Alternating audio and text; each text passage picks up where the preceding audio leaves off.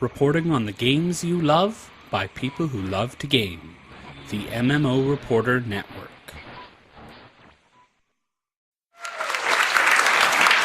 Welcome back, everybody. I hope you all had a chance to get a couple of refreshments. So, we're here to talk about Living World.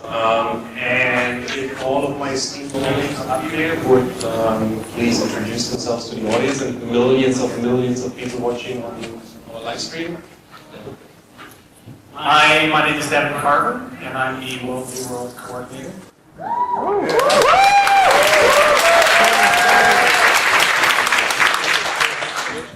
Hello everyone, thank you very much for coming. It's brilliant to see all of you and see you so passionate and excited about what we do. Don't forget, we build worlds together, and so it's great to see everyone. My name is Whiteside. I'm the studio design director, and I'm very fortunate to work with the guys and girls at Arenanet.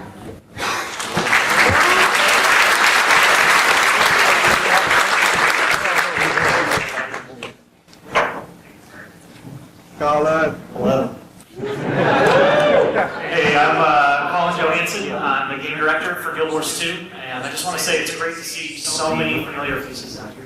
A lot of you we've seen in the years past, and it's great to see you all. Mel said it earlier, we want to make friends with everyone here. We want you to feel like you're part of the Guild Wars 2 family, and you really like family. So many familiar faces, it really feels that way, so thank you all for coming.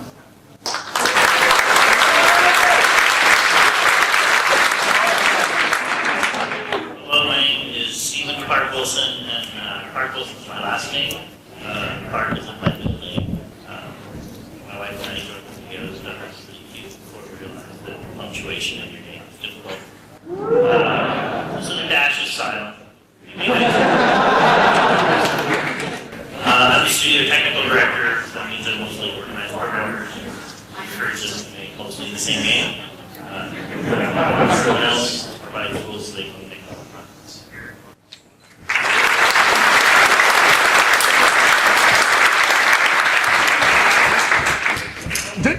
Hello, everybody. I'm Ackley. I'm the audio director.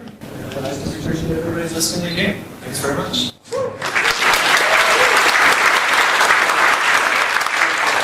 Hello, everybody. My name is Daniel Roach. I'm the studio art director as well as the title art director for Guild Wars and Guild Wars 2. I'd be happy to answer any art-related questions.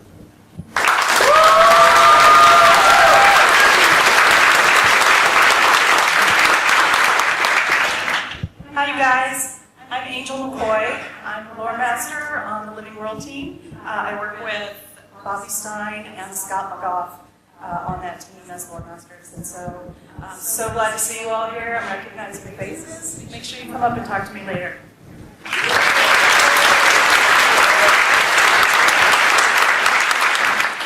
Hello, my name is Joanna Frazer, and I work as a producer and deal with our live releases and how we get them out to you guys to enjoy.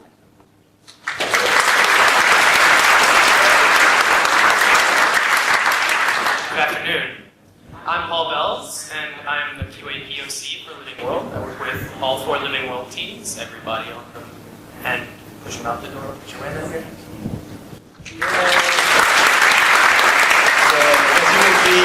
Diverse group of people here that will hopefully be able to answer all sorts of your questions later on. I have a couple of questions prepared, but before we go into any of the actual panel part, I think Devon has a pretty big announcement for us.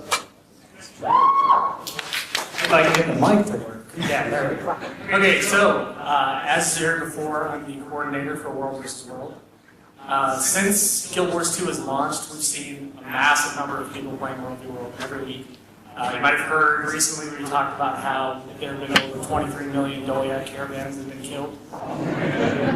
We've also seen the first player pass rank 1,000 in the World vs. World Red Zone, which is also insane.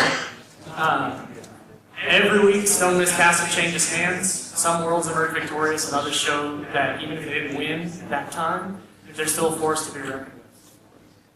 We've added character progression to World vs. World. We've increased the rewards, and on September 17th, we will be introducing a pretty major change to the Borderlands with the Borderlands Bloodlust in the Borderlands, which some of you may have seen a little bit about on a live stream not that long ago. So with all of that, we're actually getting ready to take World v. World to the next level. I'm excited to announce the start of World vs. World Season 1. We wanted to instill an even greater sense of world pride and give every world a long-term goal. Starting October 4th and running for 7 weeks, every world will have a chance to show that they're the best of the best in World vs. World. We will be creating 3 leagues of 9 worlds each in Europe and 2 leagues of 12 worlds each in North America.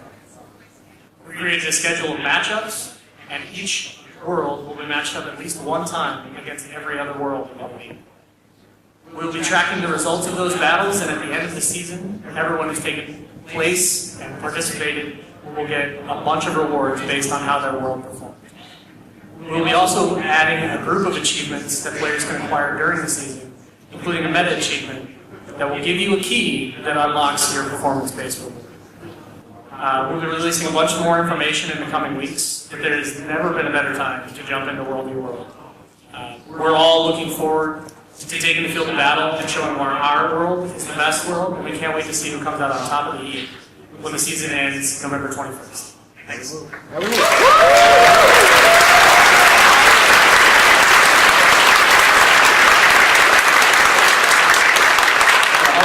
versus World players, huh? And I'm not wrapping my sermon now, but you guys better get ready because I want to win this thing. Anyway, so, gentlemen, ladies, so the first question I have, as we are here at our anniversary bash, so what was it like at launch?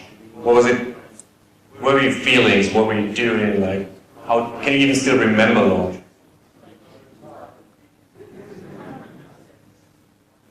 So. It seems like everybody here forgot how long it was. I don't know, Paul, how was it long for you? Alright. So, launch was crazy. Every team was rolled into full gear, but for me, I ended up viewing launch kind of from the periphery, whereas most of the other QA people were looking at everything that we released, everything we've been testing. I was actually put on the holiday team and was the QA admin for there. So while they were all doing all that, I was starting to look at haunted doors and a really hard jumping puzzle and all this other stuff that I was put together. So it was a really interesting experience because we were trying to read all of the forum posts and all the feedback from launch and try to find ways to incorporate all of the fun things that people were enjoying into this holiday that we were creating. And I think we did a really good job with that in the end. Looking forward to bringing it back for Halloween this year.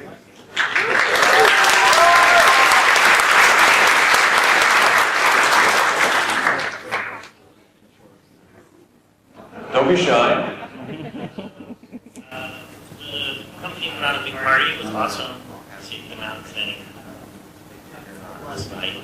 I wasn't at the party. I was in a room next door while we were launching the game, watching the server counts and watching hundreds of thousands of people log in a very, very short period of time, which is absolutely the technical highlight of my entire career. It was absolutely fantastic.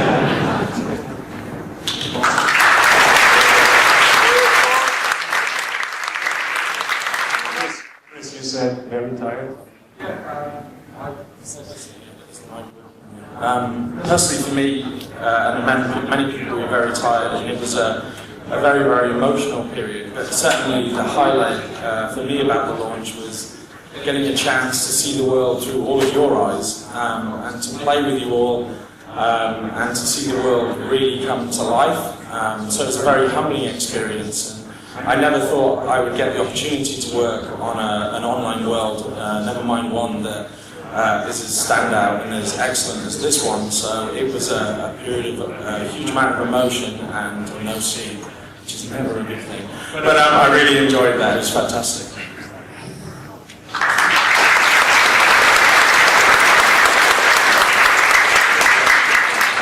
Does anybody else want to spend that night? Oh, Angel. I just wanted to say, I was the second that the launch was a very emotional thing for me, but for many of the people at Arenanet.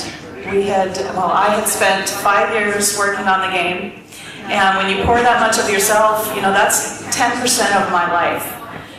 Pour that much into a game, into a world that you love, and then get to share it with all of you and see the feedback start rolling in. Here I go. It's amazing. It's really, really amazing.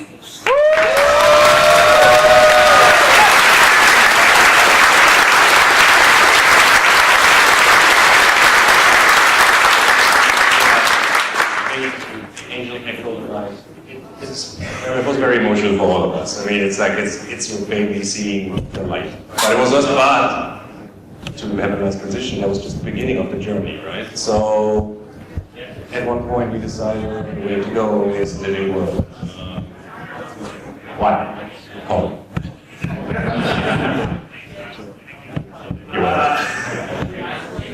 I think living world is something that we thought of and wanted to do with Guild Wars 2 long before the game ever came out. I think when we talked to you guys for years before the release about what dynamic events were, about this concept of logging in and experiencing something different every time you play it. That is part of what we want to have, and we felt like we needed to take that concept and push it further.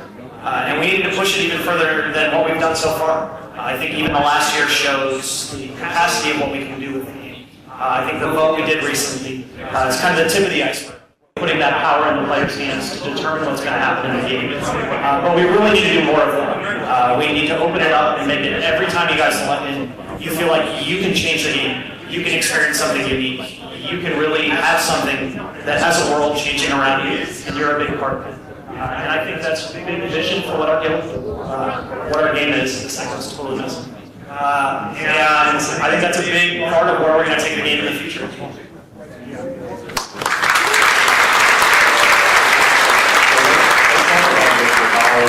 Our living world approach reflects every single part. James, audio.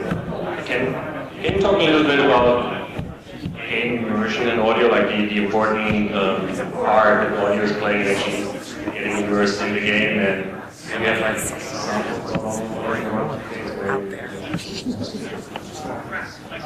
Actually, that was one of the things that we talked about at launch. I mean, that was one of the things I was really excited about seeing the world working with lots of people in it, and we obviously been testing it for a long time before that, but not with the amount of people we've got after launch. So being able to see what happens when people all attack at the same time, I mean, it's hard to prepare for. The immersion obviously is a big thing that we wanted to bring to this kind of game, but I think games of this type maybe haven't had as much attention to, so this is something we paid a lot of attention to, trying to get the environment to ebb and flow with what you're doing, the bosses to come and go, and even to pause. We spent a ton of time originally.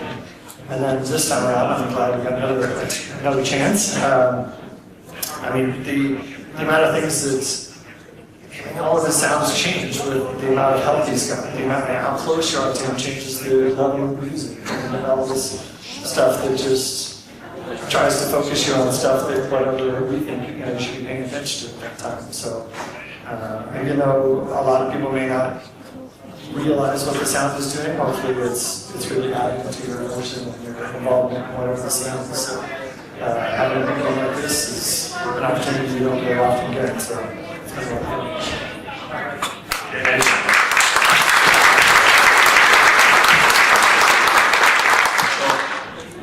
Visuals together. So, Dragon Bash and the recent Clockwork Chaos, they both had unique thematic.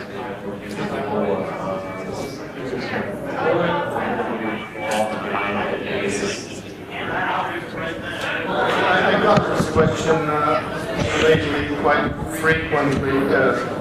Apparently, people are somewhat taken by surprise by the slight stylistic departure from what they had seen before in the game,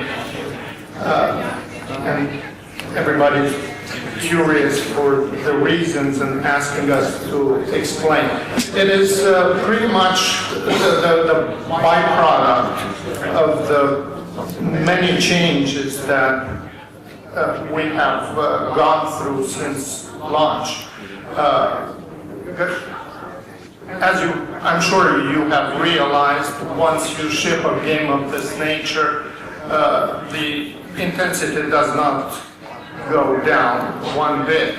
If anything, it goes up.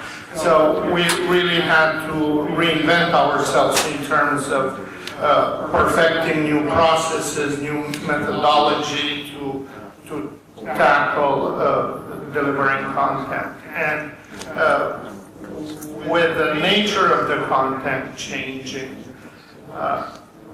our storytelling needs change. Our tools have changed, our team configuration has changed. So we are currently still going through this process of fine-tuning and trying to find the perfect sweet spot between a number of factors: resources, time, the tools we use, the storytelling needs dictated by the new content and such. So you can expect for the immediate future to see us continuing to kind of deviate ever so slightly from the formats we have established until we will finally find our creative stride and also put in place processes that fit our needs perfectly.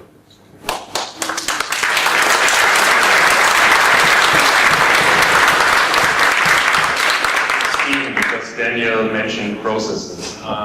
You mentioned you like our technical director and deal with all the processes. So, what was the transition like from one release a month to actually doing a release every other week, every 2 weeks? I guess even monthly releases are pretty fast paced. And our company was built from the very beginning to support that. Build work one and had pretty regular content updates. And we try to keep the game up 24/7. We put out new builds, we'll be staying the old builds. It's a system built for that, and yet switching from monthly to every 2 weeks is a big deal. So you can imagine a bus going down the freeway like 60 miles an hour with 200 people in it, and that was like putting out content every month, and it's like ramming speed. We're going to go 120 miles an hour, we're going to go twice as fast with these same 200 people and rebuild the thing into a Ferrari. And so that was the challenge. And now that we're going that speed, things break, parts fly off, you have to repair it, and you have to do that while you're going 120 miles an hour down the freeway. So that's basically where we are now. There were 6 weeks, I think, mostly in June, and around June, when there was a huge transition from monthly to bi-weekly, and the tools weren't quite done, and we were shifting all the processes. I mean, we basically changed every process in the company. And again, I'm saying that in the context of a company that was originally built to do this kind of thing, just not at that rate. So the transition was a bit stressful, and we told everyone up front it's going to be hard, and everyone stepped up, and there was a fair amount of stress. We're over the main hump now. We're still refining some tools, but that's basically what we went through. And so now we're going 120 miles per hour, and we don't really get a chance to stop.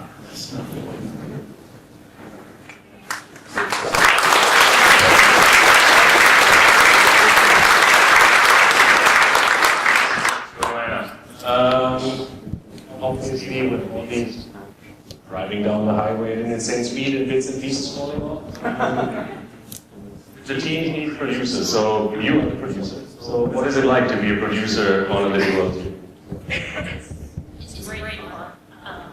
I get to work with all of the Living World teams, and a producer for those teams is really the keeper of the schedule, which means you hit your 2-week deadline of how you have to build back from that date to make sure that you have everything you need to hit it.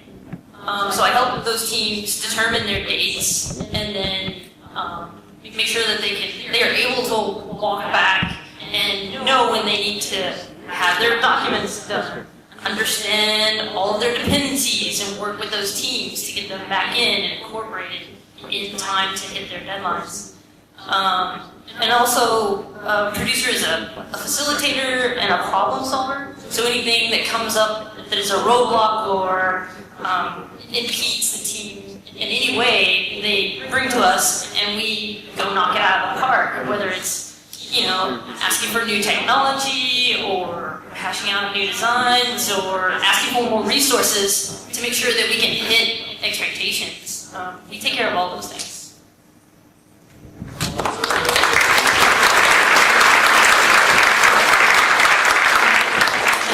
Yeah, as Devon pointed out, if everything fails, that's cash, right? Paul, you are embedded in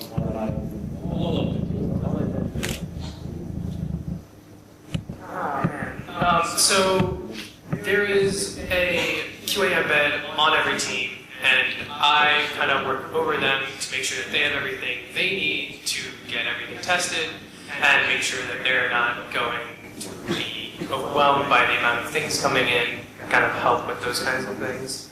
It's really fun, but it's also really fast-paced, and it's a ton of work. During any month, each team is in a completely different state of development from any of the other ones. So you have to be able to compartmentalize and keep track of each team's progress and their goals and be able to quickly shift from one of their needs to another team's needs. And you know, when you work with these teams for a while, you can really start to see the differences in the unique pace and culture that each team has in it. And they each bring a different perspective to the table, and I think that's one of the biggest benefits we get for doing the approach we're doing.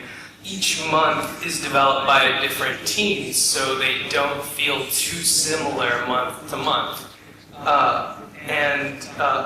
You know, this is easier for me because I work with them, but if you pay a real close attention, you can kind of see these little clues as to what team released what content, whether it be the way that a camera moves and behaves in little cut scenes, or whether it be one of the team's particular fondness for a down on his luck golem.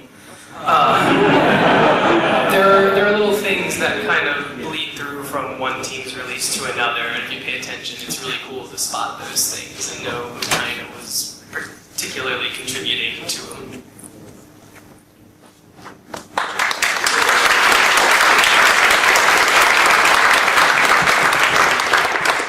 Chris, got a question for you.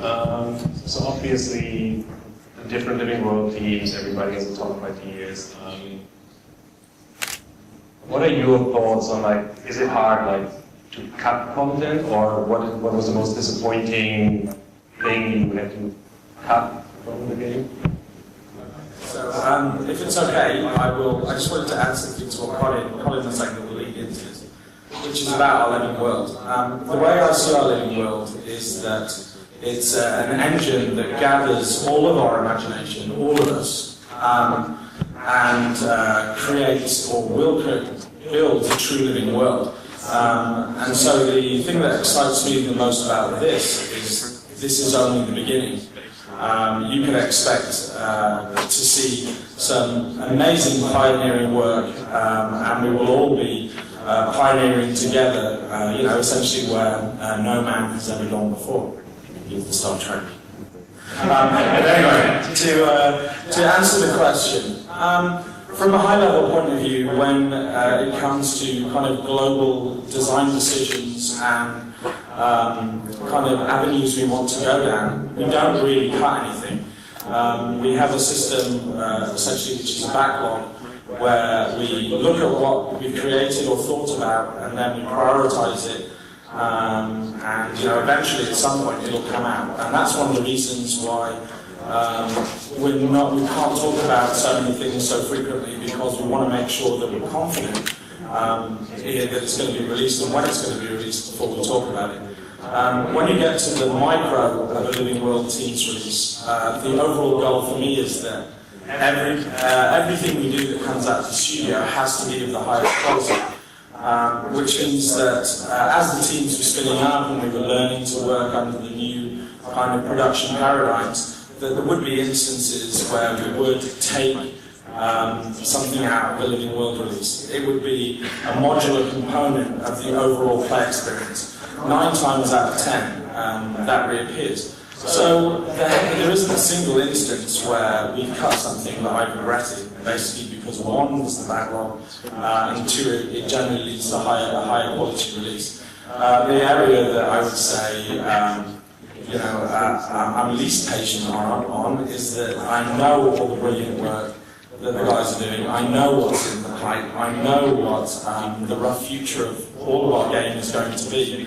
And I'm kind of like a kid in a candy shop, and I want to get there sometimes before we're actually ready. But these great people and the whole team and you guys keep me in check. So that's the answer to your question.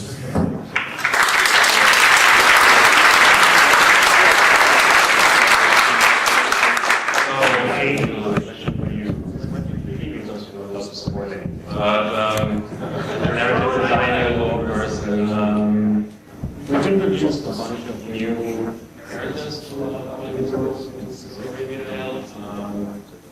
do you have a personal favorite, or can you expect to see other